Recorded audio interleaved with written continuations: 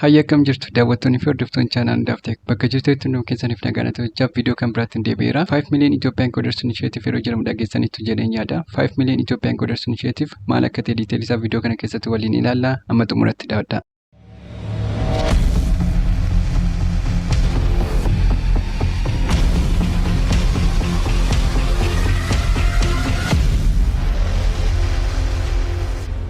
Gaaffii tokkoffaa 5 million Ethiopian coders initiative maalidha? 5 million Ethiopian coders initiative piroograamii mootummaa Itoophiyaa fi mootummaa UAE yookiin United Arab Emirates jalqabame yommuu ta'u, piroograamiin kunis dargaggoonni Itoophiyaa dandeettii diijitaalaa yookiin diijitaal iskiilii isaanii akka guddisaniif akkasumas piroograamii kana irratti namoonni hirmaatan sartifikeetii yookiin waraqaa ragaa qophaa'e argachuun carraa adda addaatti akka fayyadaman taasisuuf kan jalqabamedha.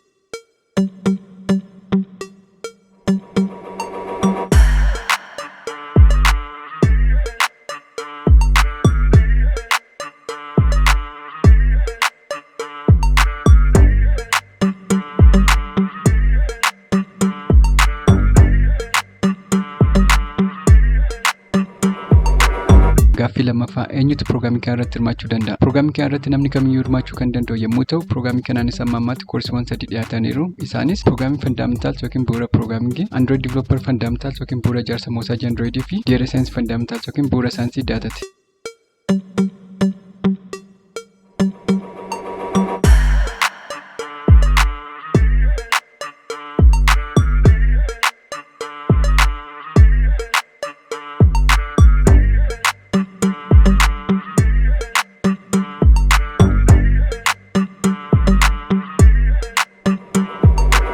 Gaaffii sadaffaa piroograamii kana irratti hirmaachuuf maal barbaachisa? Tokkoffaa kompiitara, lammaffaa beezik computer skill yookiin bu'uura dandeettii kompiitaraa, sadaffaa intarneetii.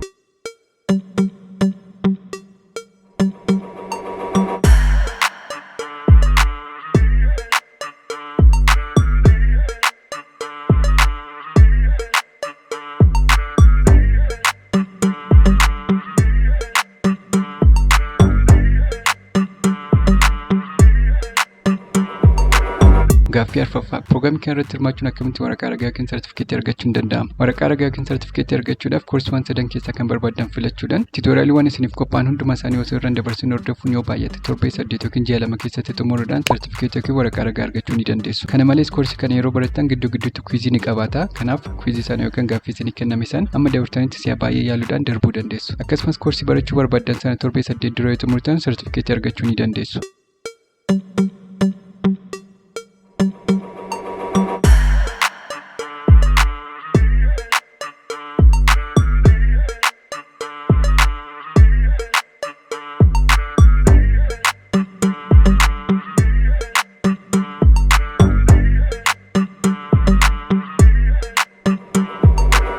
Namoonni piroograamii kana irratti hirmaachuun web development yookiin ijaarsa marsariitii, Android development yookiin ijaarsa moosaajii Androidii akkasumas Data Science yookiin saayinsii daataa barachuu barbaadan marsariitii Ethiocodersdaatiitti irra galuudhaan haala amma isinitti agarsiisu kanaan galmaa'uu fi tiitooriyaaliiwwan qophaa'an hordofuu dandeessu. Jalqaba biroozara keenya bannaa.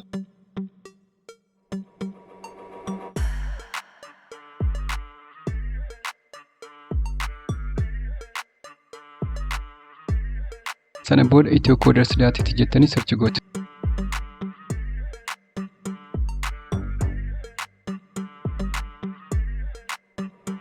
Haala kanaan gara marsariitii kanaatti isin dabarsa. About this initiative jedha. Isin dubbifachuu dandeessu. Duratti akkuma isinitti piroograamiin kun kan eegalame mootummaa Itoophiyaa fi mootummaa United Arab Emirates waliin ta'uuni. Iddoo kanatti immoo Udacity kan jedhu akkuma argitan piroograamii kana yookiin koorsii amma barachuuf jettan kana kan hordoftan marsariitii udacity.com jedhamu irratti. Namoonni Udacity beeknee yoo jiraatan Udacity'n addunyaa guutuutti marsariitii onlaayin koorsii keessattuu IT'dhaan wal qabatan qopheessuudhaan marsariitii baay'ee beekamaa ta'edha. Kanaaf koorsii amma barachuuf jettan kana kan hordoftan marsariitii udacity.com jedhamu irratti jechuudha. Iddoo kanatti immoo kan argaa jirtan koorsiiwwan amma ammaatti dhiyaatanidha. Piroograamii kanaan amma ammaatti koorsiiwwan 3 kana qofatu dhiyaate meebii gara fuulduraatti itti dabalu jennee yaadna. Ammaaf kan jiran garuu piroograamii Fundamentals, Android Developer Fundamentals fi Data Science Fundamentals dha. Haala kanaan odeeffannoo hoompeejii marsariitii kanarra jiru erga dubbistanii xumurtanii booda batanii Get Started jettu kana kilik gootu.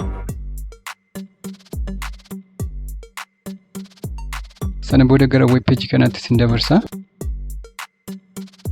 Web peejii kana irratti koorsii isa kam enroll gochuu barbaadan yookiin koorsii isa kam barachuu barbaadan jedhee isin filachiisa. Koorsiiwwan kana 3 keessaa fakkeenyaaf Programming Fundamentals enroll gochuu yeroo barbaadan enroll kan jedhu kilik goona.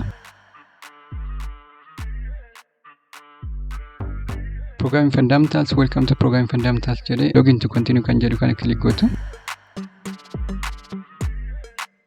Sana booda account create akka goota sin gaafata jechuudha. Iddoo kanatti akkuma argartan create your account jechaa jira. Account keessan create gochuudhaaf immoo optionii sadii isin ilaata. Inni jalqaba sign up with Google, inni lammaffaan sign up with Facebook, akkasumas iddoo kanatti email keessan fayyadamuu dandeessu. Fakkeenyaaf nuti sign up with Google kan jedhu kana filanna. Sana booda email keessan filattu. Sana booda continue. Amma gara web page kanatti nu dabarseera. Start my application kan jedhu click gootu. Sana booda gara web page kanatti sin dabarsa. Web page kana irratti immoo personal information keessan guutu. Personal information keessan isa sirrii ta'e kan guutuu qabdani. Sababni isaa booda edit gochuu hin dandeessan erga guuttanii xumurtanii finish and submit jettanii ni booda edit gochuu hin dandeessan yookiin sirreessuu hin dandeessan waan ta'eef personal information keessan isa sirrii ta'e guutuu jechuudha. Iddoo kanatti akkuma dubbisaa jirtan after submitting the application no edits to these answers will be allowed jedha. Kanaaf odeeffannoo isa sirrii ta'e guutuu qabdu jechuudha. Fakkeenyaaf information kana yookiin personal information keessan tokko tokkoon akkamitti akka guutuu qabdan sitti agarsiisa. Jalqaba irratti please indicate your country of nationality jedha. Itoophiyaa kan jedhu guunna. Lammaffaa irratti please indicate your region in Ethiopia jedha. So Itoophiyaa keessatti regionii kam keessa akka jiraatan, naannoo kam keessa akka jiraatan as keessaa filattanii guutuu jechuudha. Ittaansa kan jiru please confirm your age jedha. As keessaa immoo umuriin keessan range kam keessatti akka argamu filattuu jechuudha. Iddoo kanatti please confirm your phone number jedha. Asitti lakkoofsa bilbilaa keessan guutuu. Amma garuu kan jiru USA irra +1 kan jedhu kana balleessuudha. +251 yookiin 251 fayyadamtu jechuudha koodii biyyaa. Akkuma argartan +251 yookiin 251 jennaan iddoo kana gara Itoophiyaatti jijjiireera jechuudha. Sana booda kanaaf lakkoofsa bilbilaa keessan jechuudha. Lakkoofsa bilbilaa keessan guutu. Ittaansee what is your gender? Gender keessan select gootu. Ittaansee kan jiru what is the highest level of education you have completed jedha. Sadarkaa barumsaa amma irra jirtan maalidha kan jedhuuf kutaa 12ffaa kan xumurtan, degree jalqabaa kan xumurtan, mastersi kan xumurtan, PhD kan xumurtan, kanaan ala ta'e immoo other kan jedhu guutuu jechuudha. Ittaansee kan jiru what is your field of study jedha. Field kamiin xumurtan jedhuuf agriculture, arts, business, computer science and IT, education, engineering, humanities, law, medicine, natural science, social science kana keessaa field ittiin xumurtan yookiin ittiin eebbifamtan hin jiru ta'e other kan jedhu kana filattu jechuudha. Ittaansee kan jiru what is the name of your education institution jedha. University irraa xumurtan yoo ta'e maqaa university, college irraa xumurtan yoo ta'e immoo maqaa college sanaa asitti barreessitu. What is your current employment status jedha. Employment status in keessan saatii guutuu qacaramtanii hojjettu yoo ta'e, saatii muraasa qacaramtanii hojjettu yoo ta'e, akkasumas hojiiwwan online mana keessan teessanii dhaabbattoota adda addaatiif hojjettu yoo ta'e, hojii dhuunfaa keessanii hojjettu yoo ta'e, akkasumas barataa yoo taatan optionii kana keessan jiru yoo ta'e immoo isa kana guutuu jechuudha. Ittaansee kan jiru how many years of professional experience do you have jedha.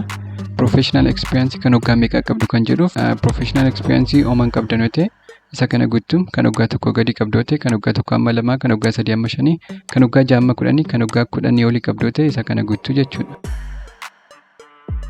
Ittaansee kan jiru what is your primary reason for enrolling in this program jedha. Prograamii kana irratti maaliif hirmaattu kan jedhuuf hojii haaraa eegaluu barbaaddan, hojii amma hojjechaa jirtan irratti guddina yoo barbaaddan, iskiilii haaraa barachuu barbaaddan, digirii itti barachuudhaaf jalqabbii akkasii ta'uuf yoo barbaaddan, biizinasii dhuunfaa keessanii hojjechuuf intarneeshiipidhaaf yoo ta'e, akkasumas immoo tooppikii kana irratti interest yoo qabaattan yookiin fedhii yoo qabaattan filannoon keessan isaan kana keessan jiru yoo ta'e other kan jedhu guutuu jechuudha.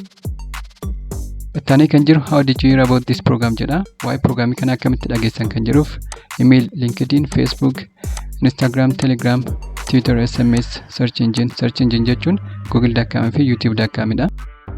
Program website jechuun immoo ethiocoder's.it jechuudha. Friend referral jechuun immoo hiriyoonni keessan linkii waa'ee programii kana isin ergan yoo ta'e, filannoo keessan as keessan jiru yoo ta'e immoo other kan jedhu kana filattu jechuudha.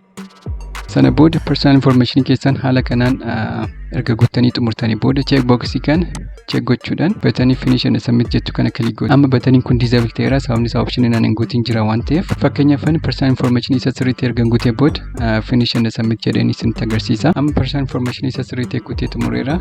Sanis personal information keessan isa sirriitti erga guuttanii xumurtanii booda check boxii kana check gootu. Sana booda amma akkuma argaatan finish and submit kan jiru butaniin kun enable ta'eera. Finish and submit jennaani. Sana booda amma akkuma argaa jirtan congratulations you have been enrolled into this program jedha.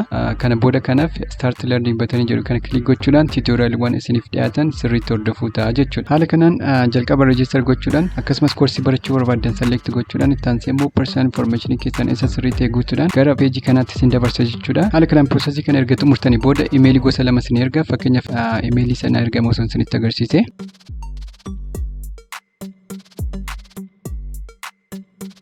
Email isa jalqaba. You are officially enrolled in the 5 million Ethiopian coders sponsored by the United Arab Emirates Government Experience Exchange Program jedha. Email inni lammaffaan immoo 5 million Ethiopian coders. In order to successfully receive your certificate of completion, please keep the following things in mind jedha. Inni jalqaba. You must complete your classroom content and pass the certification assessment within 8 weeks maximum from the date of your enrollment jedha. Duratti akkuma isinitti waraqaa ragaa yookiin certificate argachuudhaaf koorsii kan torbee 8 yookiin ji'a 2 keessatti xumuruu qabdu jedha. Lammaffaa immoo you have multiple attempts to pass your certification assessment, so if you don't pass the first time keep trying until you do jedha. Assessment gidduu irratti isin dhiyaatu immoo amma barbaadan yaaltanii darbuu dandeessu jechuudha. Tan second you can get certified in less than 8 weeks jedha. Torbee 8 yookiin ji'a 2 dura soo xumurtan certificate argachuu ni dandeessu.